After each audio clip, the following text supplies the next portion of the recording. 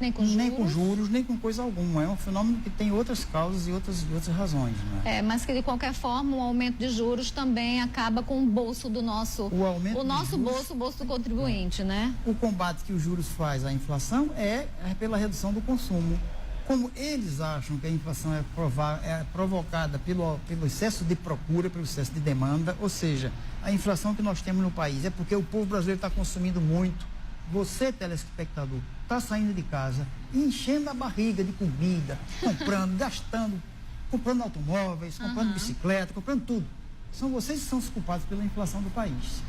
Quer dizer que o consumo é isso? Essa é a lógica. O aumento do consumo aumenta a inflação? Essa é a lógica deles, da teoria econômica deles. E para impedir... entendi. Deles, são eles que dizem isso. O governo e os seus economistas. Entendi. Para impedir que as pessoas consumam, eles aumentam as taxas de juros. A lógica dos juros é essa. Mas não é o consumo que mantém o sistema que a gente tem? Infelizmente, tem esse pequeno detalhe. Sem o consumo, não há produção.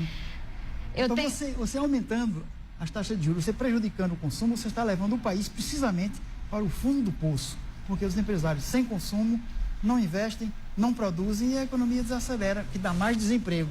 É isso aí. Essa é a outra lógica que a teoria econômica que é utilizada pelos economistas oficiais do governo não quer que seja falada, não quer que seja vista. Professor, tenho 2 minutinhos e eu preciso fazer 2 perguntas para o senhor. A primeira é da Edesilda, que ela diz o seguinte, falando da PEC.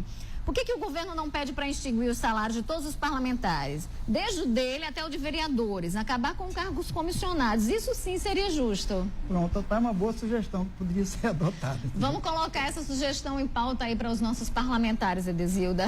A outra pergunta que eu quero saber é o seguinte, professor, existe uma projeção de que empregos temporários até o final do ano, né, para o final de ano, sejam de 27 mil em todo o país, daria uma média de 1.000 por estado. Dizem, né, quem é da área, os lojistas, comerciantes, que de cada 10 empresas, de cada 10 lojas, só 2 vão contratar.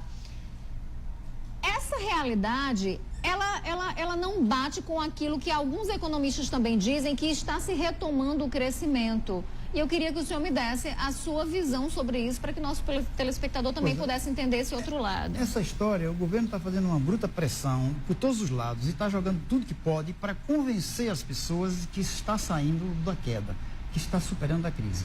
Mas não há, como esse mesmo número que você acabou de me dizer, não há nenhum elemento concreto que mostre que o país está entrando em recuperação. Os elementos que existem mostram que a velocidade da queda está diminuindo. Se a velocidade da queda está diminuindo, é evidente que vai haver uma reversão da economia. Nós temos aqui alguma participação, professor. Professor Nelson, sua formação marxista não influencia sua opinião sobre a economia atual? É evidente que influencia, não é?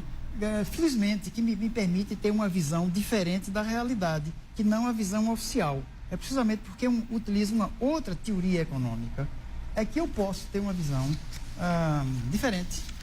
Só que eu estou disposto a pôr a minha visão em confronto com qualquer uma outra. E estou mostrando com os argumentos que eu tenho apresentado aqui que há uma outra lógica, há uma outra maneira de pensar. E que aquilo que é tido como verdade absoluta e indiscutível não é verdade absoluta. Temos mais participação aqui.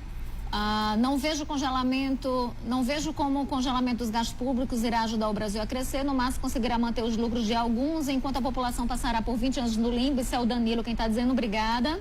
Boa tarde. Essa petição que está sendo enviada pelo Zap, tem realmente condição de proibir a PEC? Existe uma petição, as pessoas estão fazendo para tentar proibir. O senhor acha que isso pode influenciar os nossos congressistas?